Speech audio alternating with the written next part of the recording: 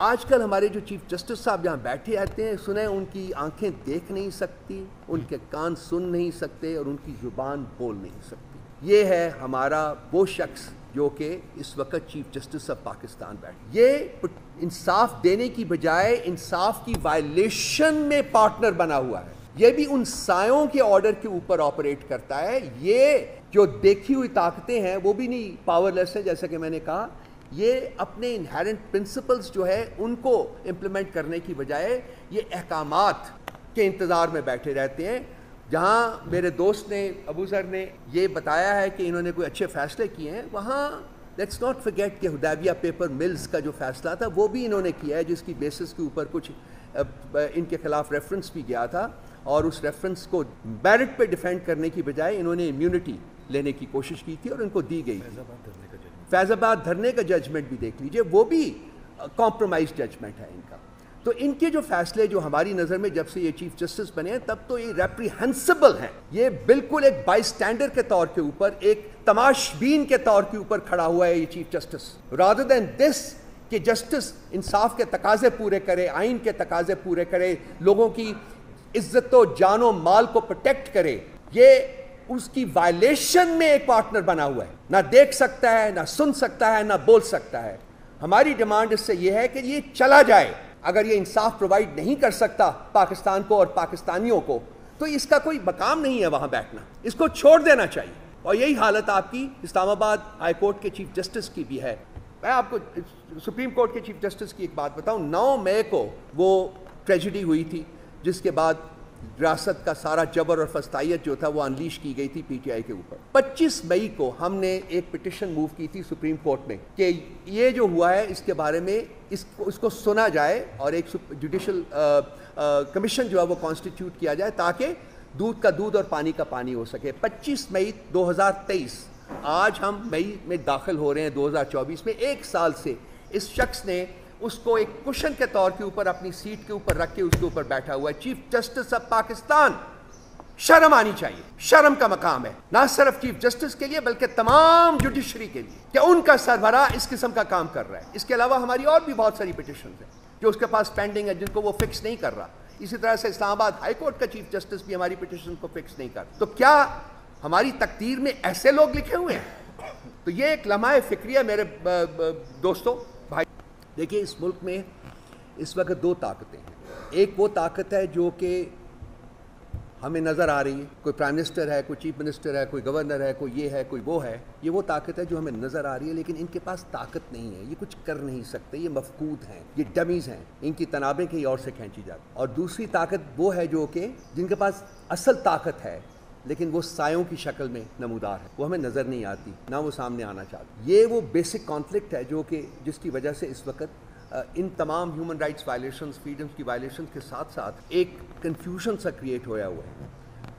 ملک میں ویسے تو دیکھنے کو جمہوریت ہے لیکن اصل میں ڈی فیکٹو مارشل لاء ہے یہاں۔ اس وقت مارشل لاء رجیم یہاں چل رہی ہے اور یہ ڈمیز جو ہیں یہ اس شخص واحد کی دکتات جو ہے اس کو امپلیمنٹ کر رہی ہے، یہ بتائے بغیر کہ یہ کیا کر رہی ہے۔ ویسے تو پارلیمنٹ بھی موجود ہے لیکن وہ ٹوٹلی پاورلیس ہے۔ یہ جو کانفلکٹ ہے یہ ختم ہونا چاہیے، ان دا سینس کہ جی اگر آپ نے جمہوریت نہیں رکھنی تو پھر کہہ دیں۔ یہ ڈی فیکٹو جو ہے اس کو بڑے سے لوگوں ڈاکٹرن آف نیسیسٹی بھی اسی جوڈیشری کی کوائنیج ہے، جس میں کہ یہ واٹ از ڈاکٹرن آف نیسیسٹی کہ یہ جی کہ جرم تو ہوا ہے، کانسٹیٹیوشن تو وائلیٹ ہوا ہے، لیکن چونکہ ہو گیا ہے جرم، چونکہ کانسٹیٹیوشن وائلیٹ ہو گیا ہے، اس لیے ہمارے پاس آپشن کوئی نہیں ہے سوائے اس کے کہ اس کو ہم لیجیٹیمائز کریں۔ یہ پاکستان کی تاریخ میں 1 دفعہ نہیں، 2 دفعہ نہیں، 3 دفعہ نہیں، 4 دفعہ ہوا ہے۔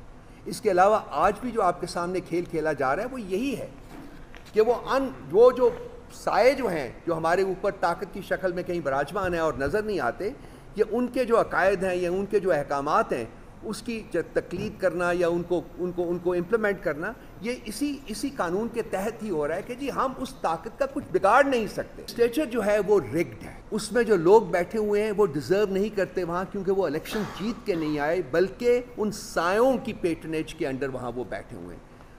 انہوں نے یہ نہیں کرنا کہ یہ قانون ایسے بنائیں جو کہ ہیومن رائٹس کو اسٹرینتھن کریں، وہ صرف وہ کریں گے جو کہ ان کو آرڈر کیا جاتا ہے۔ چونکہ ڈومیننٹ جو ڈومیننٹ پریزنس ہے انہی لوگوں کی ہے، اس لیے وہ ان تمام چیزوں کو ٹھیک کرنے کی پوزیشن میں نہیں ہے۔ اس کے بعد آپ کا ایگزیکٹو آتا ہے۔ ایگزیکٹو کی جو سٹیٹس ہے وہ 6 ججز کے لیٹر میں بڑی کلیئرلی ڈیفائن کی گئی ہے کہ کس طریقے سے ایگزیکٹو نہ صرف کمپلسٹ ہے کرائم میں، بلکہ ایگزیکٹو جو ہے وہ پرپیٹریٹر بھی ہے کرائم، وہ تمام کرائمز جس کا ذکر ابو ذر نے بھی کیا ہے، اور وہ لیٹر جو 6 ججز کا ہے اس میں بڑی ایکسپلسٹلی اس کا ذکر کیا گیا ہے، جس کو آج پاکستان کی سپریم کورٹ دبانے کی کوشش کر رہی ہے۔ ہونا تو یہ چاہیے تھا کہ جب وہ لیٹر آیا تو اس کے تحت ایک جوڈیشل کانفرنس کی جاتی جس میں باقی لوگوں کو بلا کے، باقی ججز کو بلا کے ان کے احساسات، ان کے تاثرات اور ان کے کامنٹس بھی لیے جاتے کہ کتنی how deep rooted is this malady of interference in affairs of the judiciary. لیکن ایگزیکٹو جو کہ کمپلسٹ ہے according to the contents of the letter, اسی کو امپاور کر دیا گیا جی کہ آپ جائیے جا کے کمیشن بنائیے، آپ جا کے کمیشن کا ہیڈ بھی بنائیں۔ وہ تو we are grateful to the person who was nominated as the head of the commission کہ انہوں نے کہا جی کہ میں ان ٹیوز پہ کام نہیں کر سکتا، تو یہ معاملہ آگے بڑھائے۔ لیکن ابھی تو یہ جو ایگزیکٹو ہی کمپلسٹ ہے جرم میں، ہیومن رائٹس کی وائلیشن میں، فریڈمز کی وائلیشن میں یہ کمپلسٹ ہے۔ اور تیسرا جو آپ کا پلر ہے وہ ہے جوڈیشری۔ تو ایک رپورٹ شائع ہوئی ہے، it's called Pakistan 2023 human rights report, اور یہ شائع کی ہے United States Department of State, اور یہ کور کرتا ہے پیریڈ 2022 اینڈ 2023۔ اور اس میں جو ہیومن رائٹس کی اسٹیٹ پاکستان میں بیان کی گئی ہے وہ اگر آپ بھی پڑھیں، میں یہ کہوں گا رضوان آپ بچے یہ جو مجھ سے لے کے اس کی سافٹ کاپی ساروں کو آئی ایم شیور ان کے پاس ہوگی، لیکن آپ کر دیجیے گا۔ وہ میرے جیسے شخص کے لیے جو who's committed to this country شرم سے چھک جاتا ہے۔ اس میں آپ ہیومن رائٹس لے لیں، اس میں آپ فریڈمز لے لیں، کچھ بھی لے لیں، انہوں نے نہایت ڈیٹیل کے ساتھ اس چیز کا بتایا ہے آپ کو کہ کس طریقے سے ان فریڈمز کو، ان ہیومن رائٹس کو وائلیٹ کیا گیا ہے، اور بہت سی چیزیں ہیں۔ میں صرف 2-1 منٹ میں آپ کو پڑھ کے سنا دیتا ہوں تاکہ سبجیکٹس جو ہیں وہ آپ کو کلیئر ہو جائیں۔ Significant human rights issues including credible reports of number 1 unlawful and arbitrary killings including extrajudicial killings، اس کے اوپر بات کی ہے انہوں نے۔ enforced disappearances، اس کے اوپر بات کی ہے۔ torture and cases of cruel, inhuman or degrading treatment or punishment by the government or its agents، اس کے اوپر بات کی ہے۔